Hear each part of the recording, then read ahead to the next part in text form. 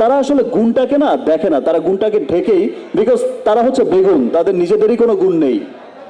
So কোনো বেগুনের কথা না শুনে অপবিশ্বাস হচ্ছে বেগুন, কোনো বেগুনের কথা না শোনাই ভালো। এবার ক্যামেরার সামনে অপবিশ্বাসকে নিয়ে ঠিক এরকমই মন্তব্য করেছেন মেগাস্টার শাকিব খান।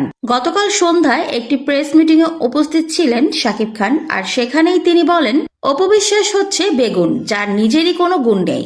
আমার কাঁধে ভর করে এতগুলো বছর সিনেমাতে টিকেছিল, ৭২টির বেশি সিনেমা করেছে আমার সঙ্গে, সবগুলোই ছিল হিট। আমি যখন তার পাশ থেকে সরে গিয়েছি, তারপর আপনারা নিজেরাই দেখেছেন অপবিশ্বাস কয়টা সিনেমা করেছে আর কয়টা সিনেমা হিট খেয়েছে।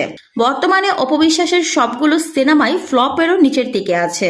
অপবিশ্বাস আমার কাঁধে ভর করে এতগুলো বছর চলে এসেছে। নিজের যদি গুণ থাকতো তাহলে আমি যখন তার কাছ থেকে সরে গিয়েছি তখনও তার সিনেমা অনেক ভালো হতো, অনেক ভালো হিট হতো, কিন্তু এসব কিছুই হয়নি। সেখান থেকেই বোঝা যায় অপবিশ্বাসের কোনো গুণ নেই, আর যার কোনো গুণ থাকে না তাকে বেগুনই বলে। আর এসব বেগুনরাই নিজেদের গুণ নেই দেখে অন্যের পেছনে পড়ে থাকে।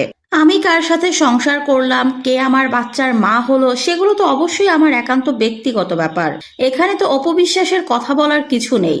অপবিশ্বাসের সাথে আমার ডিভোর্স হয়েছে আর অনেক বছর আগে, সেটা মিডিয়ার সবাই জানে, সবাই দেখেছে।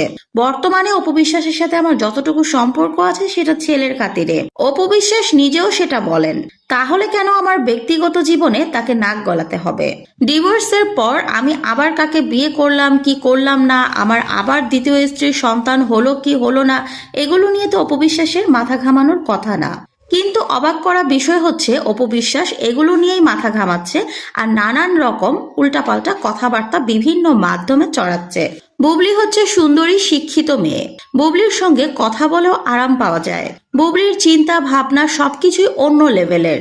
যথেষ্ট গুণ রয়েছে বুবলির মাঝে। আপনারা দেখেছেন বুবলি আমার সঙ্গে যখন সিনেমাতে এসেছে তখন সবগুলো সিনেমাই হিট ছিল। আমি যখন বুবলির কাছ থেকে সরে গিয়েছি, বুবলি যখন অন্য নায়কদের সঙ্গে একা সিনেমা করেছে, সেই সিনেমাগুলোও কিন্তু হিট হয়েছে।